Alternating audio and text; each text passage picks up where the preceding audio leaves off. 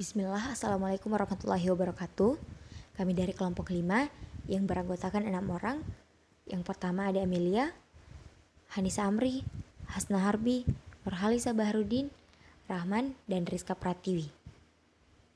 Di sini kami akan memaparkan materi tentang fungsi akuntansi dan proses pembuatan laporan keuangan yang baik dan benar. Definisi akuntansi menurut beberapa ahli. Yang pertama ada Warren DKK 2005. Apa itu akuntansi? Secara umum, akuntansi atau accounting adalah sebuah sistem informasi yang menghasilkan laporan kepada pihak-pihak yang berkepentingan mengenai aktivitas ekonomi dan kondisi perusahaan. Superwoto L 1990 menyatakan bahwa akuntansi sebagai suatu sistem atau teknik untuk mengukur dan mengelola transaksi keuangan dan memberikan hasil pengelolaan tersebut dalam bentuk informasi kepada pihak-pihak intern dan ekstern perusahaan. Sofyan Harahap 2005. Pengertian akuntansi atau accounting adalah proses mengidentifikasikan, mengukur, dan menyampaikan informasi mengenai ekonomi sebagai bahan informasi dalam hal mempertimbangkan berbagai alternatif dalam mengambil sebuah kesimpulan oleh para pemakainya. Karakter dasar untuk menjadi akuntan terbaik. Yang pertama, teliti. Angka dan uang adalah dua hal terpenting dalam akuntansi, di mana seorang akuntan harus bisa menggunakan uang perusahaan secara akuntabel atau dapat mempertanggungjawabkan. Untuk menjadi akuntan yang handal, cobalah tanamkan pada diri bahwa tidak teliti bisa menyebabkan masalah dan kegagalan. Yang kedua, detail. Untuk menjadi seorang akuntan yang teliti, berarti Anda juga harus melihat secara detail. Dalam masalah akuntansi, sifat detail ini terlihat dari bagaimana Anda mencatat suatu transaksi. Seorang akuntan yang baik tidak akan mencatat transaksi secara umum. Yang ketiga, logis. Meski akuntansi berkaitan dengan angka, tapi akuntansi bukanlah ilmu pasti, di mana masih bisa menggunakan prinsip dan asumsi. Karakter ini biasanya dibutuhkan akuntan ketika ingin mengambil keputusan di mana mereka harus berpikir logis. Yang keempat, terukur. Tugas utama seorang akuntan dalam bisnis adalah mengukur kinerja perusahaan dari segi keuangan. Untuk melaksanakan tugas utama ini, seorang akuntan menuntut untuk berpikir, berbicara, bersikap, dan bertindak dengan terukur. Misalnya, semua tindakan yang dilakukan akuntan harus berdasarkan fakta dan data, minimal dengan logika yang terukur. Selanjutnya, konsisten. Seorang akuntan yang baik berarti harus melakukan semua hal secara konsisten, mulai dari prosedur akuntansi, metode yang menggunakan, satuan ukuran, format penyajian, dan lain sebagainya. Selanjutnya, disiplin. Tanpa adanya kedisiplinan, karakter yang konsisten tidak akan pernah bisa terwujud. Sebagai akuntan yang baik, Anda juga harus menanamkan sifat disiplin. Selanjutnya, skeptis. Seorang akuntan yang baik tidak boleh percaya informasi dengan mudah tanpa adanya fakta dan data. Dalam kegiatan bisnis, seorang akuntan juga menuntut untuk tidak mudah mengatakan iya, di mana standar minimal yang menggunakan akuntan adalah apa iya, kemudian kumpulkan data dan lakukan verifikasi untuk mengubah pertanyaan menjadi jawaban iya atau tidak. Selanjutnya, jujur. Kejujuran adalah hal terpenting dalam proses akuntansi. Kejujuran dalam akuntansi berarti seorang akuntan harus melaporkan kondisi keuangan perusahaan apa adanya dan tidak ada niat untuk melakukan kecurangan. Seorang akuntan juga harus jujur mengakui jika ada kesalahan atau terjadi kecurangan dalam keuangan perusahaan.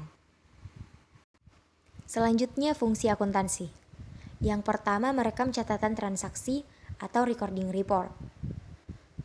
Secara sistematis dan kronologis merupakan fungsi utama dari akuntansi. Rekam catatan transaksi, kemudian dikirim ke akun ledger, sampai akhirnya menyiapkan akun akhir untuk mengetahui profit dan loss dari bisnis pada akhir periode akuntansi. Selanjutnya, menghitung jumlah penyusutan aset sebenarnya dengan menggunakan metode yang tepat dan berlaku untuk aset tertentu. Semua disipasi tidak sah dari aset akan mengakibatkan sebuah bisnis mengalami kebangkrutan. Itulah sebabnya sistem akuntansi dirancang untuk melindungi properti dan aset bisnis dari pemakaian yang tidak sah. Selanjutnya, mengomunikasikan hasil. Fungsi akuntansi selanjutnya adalah untuk mengomunikasikan hasil dan transaksi yang dicatat ke semua pihak yang tertarik pada bisnis tertentu. Misalnya investor, kreditor, karyawan, kantor pemerintahan, peneliti, dan instansi lainnya. Selanjutnya, manfaat akuntansi.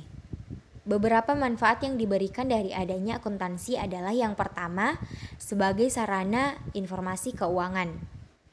Sebuah proses akuntansi akan memberikan informasi keuangan bagi pihak-pihak yang memerlukannya, baik itu pihak internal maupun eksternal.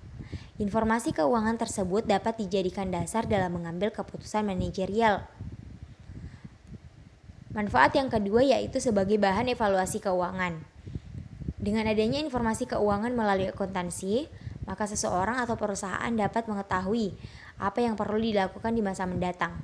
Misalnya, setelah melakukan pencatatan keuangan, seseorang mengetahui keuangannya mengalami masalah karena terlalu boros dalam membeli kuota internet. Manfaat yang ketiga yaitu sebagai alat kontrol dan bukti keuangan. Pencatatan keuangan yang dilakukan dengan baik akan membantu kita dalam mempertanggungjawabkan keuangan tanpa menebak-nebak pengeluaran. Akuntansi juga bisa menjadi alat kontrol untuk mengendalikan keuangan. Dengan begitu, seseorang atau perusahaan memiliki dasar dalam mengalokasikan sumber daya yang dimiliki. Manfaat yang selanjutnya sebagai alat untuk mengelola keuangan. Pencatatan keuangan akan sangat membantu setiap pihak dalam mengelola keuangannya.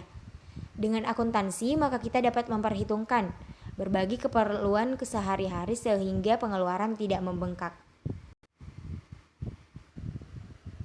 Selanjutnya, pentingnya menyusun laporan keuangan bagi perusahaan. Dalam suatu perusahaan, penyusunan laporan keuangan adalah hal yang paling penting. Sayangnya, banyak perusahaan yang belum memiliki atau membuat laporan keuangannya sendiri.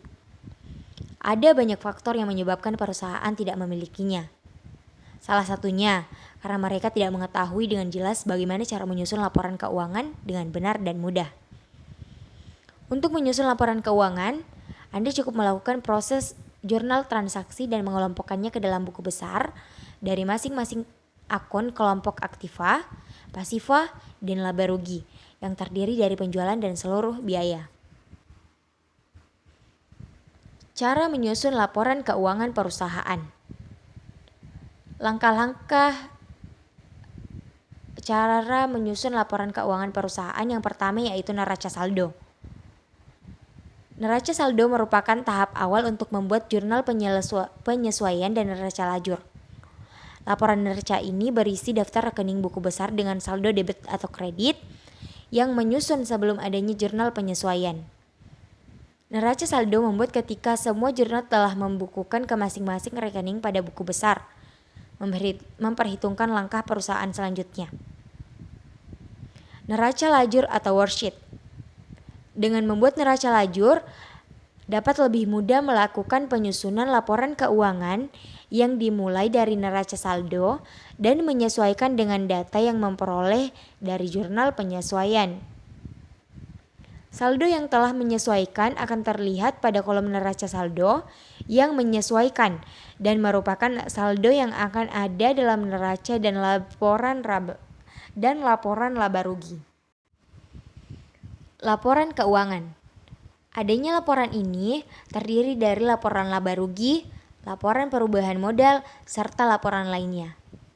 Laporan ini dapat menyusun langsung pada neraca lajur karena di dalamnya telah memisahkan saldo yang melaporkan dalam neraca atau laporan laba rugi. Jadi, laporan ini kemudian dapat mengubah bentuknya sehingga dapat menghasilkan neraca dan laporan laba rugi yang lebih mudah membaca dan menganalisa. Jurnal penutupan. Setelah rekening dalam buku besar telah menyesuaikan, kini saatnya membuat jurnal penutup untuk menutup rekening-rekening nominal atau sementara ke rekening laba rugi dan memindahkan saldo laba rugi ke rekening laba tidak dibagi. Setelah itu, informasi pada jurnal tersebut dibukukan ke buku besar sesuai rekening yang bersangkutan. Neraca saldo setelah penutupan. Untuk mengecek keseimbangan saldo debit atau kredit rekening yang masih terbuka, harus membuat neraca saldo setelah penutupan yang berisi rekening-rekening nyata, bukan nominal yang sudah ditutup. Jadi, akun-akun yang dimasukkan ke dalam neraca saldo adalah akun-akun yang real atau nyata. Akun-akun rekening sebelumnya tidak perlu dimasukkan ke dalam neraca saldo setelah penutupan, karena sebelumnya saldo telah dinolkan dengan bantuan jurnal penutupan. Dengan memiliki laporan keuangan, Anda dapat mengetahui kondisi keuangan perusahaan sehingga mempermudah dalam mengambil keputusan bisnis. Performa bisnis yang dikelola juga akan lebih baik jika sudah berhasil mengontrol keuangan di perusahaan. Mulai dari pemasukan dan pengeluaran, bahkan untuk hal kecil di perusahaan, disarankan untuk selalu dicatat dalam laporan keuangan agar semua terkontrol dengan baik. Itulah tadi pemaparan materi dari kelompok kami. Sekian, wassalamualaikum warahmatullahi wabarakatuh.